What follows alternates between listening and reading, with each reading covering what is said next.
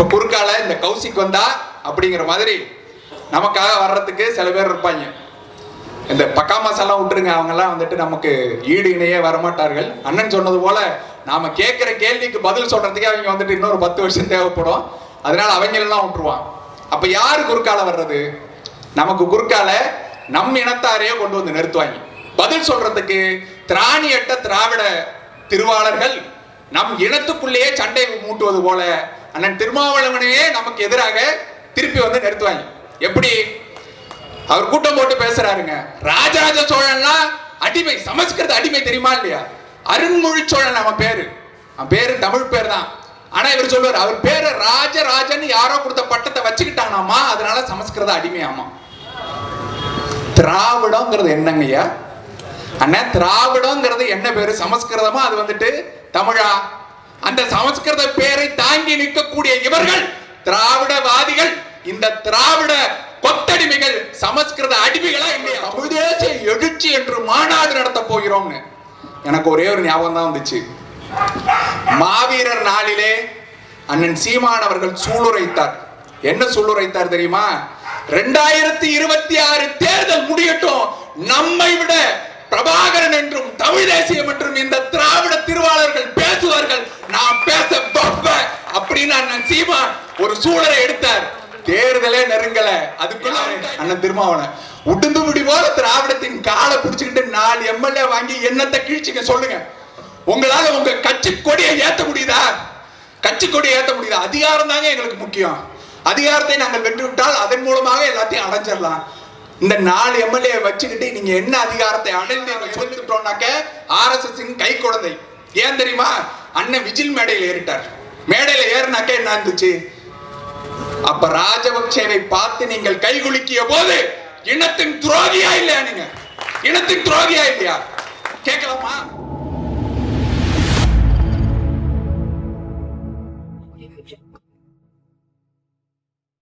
இருக்கும் பொறுப்பாளர்களுக்கும் மற்ற தொகுதிகளிலிருந்து பெருந்திரளாக வந்து கலந்து கொண்டிருக்கும் என் அன்பு உறவுகளுக்கும் அன்பு வணக்கம், மாலை வணக்கம்.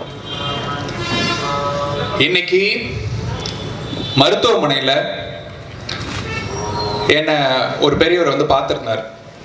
அவர் பார்க்கும்போது கேட்டிருந்தாரு, ஐயா நீங்க வந்துட்டு ஏன் நாம் தமிழ் கட்சியிலேயே தொடர்ந்து பயணிக்கிறீங்க? ஏற்கனவே வேட்பாளராக இருந்தீங்கல்ல அப்படின்னு கேட்டார். ஆமாங்க ஐயா, 2 முறை நாடாளுமன்ற வேட்பாளராக இருந்திருக்கிறேன், 1 முறை சட்டமன்ற வேட்பாளராக இருந்திருக்கிறேன், இது 2வது முறை சட்டமன்ற தொகுதியின் வேட்பாளராக 4வது தேர்தலில் களம் காண்கிறேன் அப்படின்னு சொன்னேன். சொல்லும் போது அவர் சொன்னாரு, உங்களுக்கு நல்ல ப்ரொஃபைல் இருக்கு, உங்களால நல்லா செலவு பண்ண முடியும், உங்களுக்கு குடும்பமும் நீங்க வந்துட்டு ஒரு அரசியல் பின்புலம் கொண்ட குடும்பம்னு சொல்றீங்க, இப்ப நீங்க அதிமுகவிலே திமுகவிலே சேர்ந்து இருந்தாக்க உங்களுக்கு அங்க வந்துட்டு வாய்ப்பு நிறைய இருக்கு, வெற்றி பெற்று இருக்கலாமே, நீங்க வந்துட்டு எம்எல்ஏவே ஆயிருக்கலாமே, ஏன் நீங்க மீண்டும் மீண்டும் நாம் தமிழர் கட்சியிலேயே இருக்கிறீங்க அப்படிங்கிறத அவர் கேட்டார். அவருக்கு ஒரு பதிலை சொன்னேன். அதே பதிலை என் அன்பு சொந்தங்கள் உங்களுக்கும் சொல்லணும் அப்படின்னு நான் விரும்புறேன். ஏரிநீர் பெருங்கடல் எய்து இருப்பினும், ஏரிநீர் பெருங்கடல் எய்து இருப்பினும் அருநீர் சிறுகிணற்று ஊரல் அறிந்து உண்பர் அப்படின்னு நாலடியார் சொல்லுது. ஏரிநீர் பெருங்கடல் எய்து இருப்பினும் அருநீர் சிறு கிணற்று ஊரல் அறிந்து உண்பர். இதுக்கு பொருள் என்ன அப்படின்னா, நீங்க நல்லா வந்துட்டு ஒரு கடற்கரையில வேக வேகமாக நடந்து போயிட்டு இருக்கீங்க, நடைபயிற்சி மேற்கொள்றீங்க, நல்லா வந்துட்டு வேர்த்து ஊத்துது, நல்லா வந்துட்டு தாகம் எடுக்குது. இப்ப இந்த தாகம் எடுத்தவுடன் நீங்க என்ன பண்ணுவீங்க? எனக்கு முன்னால் விரிந்து கிடக்கிறது இந்த கடல், இந்த கடலில் இருக்கும் நீரை எல்லாம் நான் வாரி குடித்துக் கொள்கிறேன் அப்படின்னு எடுத்து குடிப்பீங்களா? இல்ல ஒரு அறுசுவை நிற்க ஊற்று எங்க இருக்கிறது, அந்த சிறு கிணறு எங்க இருக்கிறதுன்னு தேடி போய் அந்த ஊற்றிலிருந்து ஒரு வாய் தண்ணீர் எடுத்து குடிப்பீங்களா? இதுதான் கேள்வி. அந்த நாலடியார் பாடல் என்ன சொல்லுகிறதுனாக்க, உங்கள் கண் முன்னே கடலே விரிந்து கிடந்தாலும் தாகம் என்று வந்து விட்டால் ஒரு சிறு கிணறை தேடித்தான் நீங்கள் போக வேண்டும் அப்படிங்கிறது. அந்த தாகம் எனக்கு வந்தது, இந்த மக்களுக்கு ஒரு நல்லதை செய்ய வேண்டும், இங்கே நல்ல ஒரு ஆட்சியை படைக்க வேண்டும், இங்கே அடுத்த தலைமுறைக்கு ஒரு நல்ல ஆட்சி கொடுக்க வேண்டும் என்ற தாகம் எனக்கு வந்தது. அது சிறு கிணறாரம் இருந்தாலும் பரவாயில்லை, நல்ல குடிநீர் எங்கே கிடக்கும் என்று சொன்னேன். நான் மட்டும் இல்ல, இங்க வந்து கூடியிருக்கிற அத்தனை பெருமக்களும் அதே குடிநீரை தேடிதான் வந்திருக்கிறார்கள். நீங்க திருச்செந்தூர் முருகன் கோயிலுக்கு போயிருப்பீங்கன்னு நினைக்கிறேன். அந்த திருச்செந்தூர் முருகன் கோயில்ல தல புராணம் சொல்லுவாங்க, தல வரலாறு. என்ன சொல்லுவாங்க? சூரனை சம்ஹாரம் செய்து எங்கள் முப்பாட்டன் முருகன் அந்த வெற்றி வேலை கொண்டு வந்து கடற்கரையிலே ஊன்றினான். ஊன்றியவுடன் அந்த வேலை ஊன்றிய இடத்திலிருந்து நன்னீர் ஊற்றாக பெருகியது. அந்த நன்னீர் ஊற்றை நீங்கள் குடிக்கலாம். கடல் வந்துட்டு எதிர்க்க இருக்கிறது உப்பா இருக்கும். கடற்கரையிலே வேலை ஊன்னா வேல்ல இருந்து வந்தது நன்னீர் ஊற்று அப்படின்னு சொல்லுவான். அப்படியாக திராவிடம் என்பது நாங்கள் பெருங்கோட்டை பெருங்கடல், நாங்கள் வச்சிருக்கிற காசு இல்ல, நாங்கள் வச்சிருக்கிற வேட்பாளர்கள் இல்ல, நாங்கள் வச்சிருக்கிற இங்க எங்களுக்கு நிகராக யாரும் இல்லை என்று அவர்கள் சொல்லிக் கொண்டிருக்கும் பொழுது எங்கள் அண்ணன் சீமான் அவர்கள் தமிழ் தேசியம் என்ற வேலை கொண்டு வந்து இங்கே ஊன்றினார். அவர் ஊன்றிய இடத்திலிருந்து தமிழ் தேசியம், நாம் தமிழர் என்ற ஒரு கட்சியிலிருந்து தமிழ் தேசியம் ஊற்றாக பெருக்கெடுத்து ஓடிக்கொண்டிருக்கிறது. அதை அருமருந்தாக அருந்திக் கொள்வதற்காக இங்கே கூட்டம் கூட்டமாக நாம் தமிழர் கட்சியினர் கூடுகிறோம். ஒவ்வொரு முறை தேர்தல் வரும்போதும் தேர்தலுக்கு தேர்தல் நாம் தமிழர் கட்சியின் வாக்கு பலம் என்பது அதிகரித்துக் கொண்டே வருகிறது என்றால் குடிச்சவன் சொல்றான் இது நல்ல தண்ணிடா, இங்க வந்து நில்லுன்னு. அதனால் கூட்டம் கூடிக்கொண்டே போகிறது. இந்த தேர்தலிலும் பார்ப்பீங்க என்னவா நாங்க மாறி நிக்கிறோம் சொல்லுவாங்க. இங்க தேர்தலில் கருத்து கணிப்பு என்று ஒரு திணிப்பை சொல்லுவான். தேர்தல்ல கருத்தை நாங்க கணிச்சுட்டோம், இவர் அவ்வளவு சதவீதம் ஓட்டு வாங்குறாரு, அவர் இவ்வளவு சதவீதம் ஓட்டு வாங்குறாரு, இவன் வெல்லுடா அவன் வென்றுடுவான் அப்படின்னு எல்லாம். நான் கேட்கக்கூடிய கேள்வி ஒன்றே ஒன்றுதான். என் அன்பார்ந்த இந்த கருத்து திணிப்பாளர்களே, போன முறை தேர்தல்ல நீங்கள் இந்த கருத்தை கணித்த போது ஐயா கமலஹாசனை விட நாம் தமிழர் கட்சி அதிகமான வாக்குகளை வாங்கும் என்று சொன்னீர்களா அல்லது குறைவாக வாங்கும் என்று சொன்னீர்களா?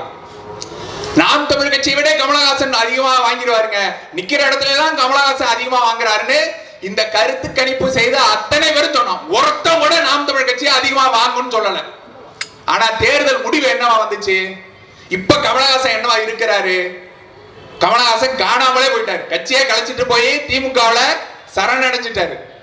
ஆனா கருத்தை திணித்தவர்கள் ஒருத்தனாவது நேர்மையோட நாங்கள் வெளியிட்ட கருத்து கணிப்பு தவறா போயிருச்சுங்க, நாம் தமிழர் கட்சி அதிகமா வந்துருச்சு, வெளிப்படையா ஒரு அறிக்கை விட்டது உண்டா? வருத்தம் தெரிவிக்கிறோம், நாங்கள் கொண்ட கருத்து கணிப்பு, நாங்கள் செய்த கருத்து கணிப்பு தவறிவிட்டது, வெளிப்படையா எவனாவது சொன்னது உண்டா? ஆனா சொல்லுவாங்க நாங்க கணிச்சதுல 99% சரியா வந்துருச்சுங்க, 99%. ஏய், நீங்க எங்களை எல்லாம் பார்த்தா என்னவா தெரியுது உங்களுக்கு? இப்படியாக வச்சுக்கிட்டு இந்த கருத்து கணிப்பை நீங்க நம்புங்க அப்படிங்கிறாங்க. எதுக்கு தெரியுமா? ஒரே இடத்துல கருத்து கணிப்பு நடத்துறேன் 2 பேர் எடுத்து வெளியிட்டான்னாக்க ஒன்னு அதிமுக ஜெயிக்குதுமா, இன்னொன்னு திமுக ஜெயிக்குதுமா.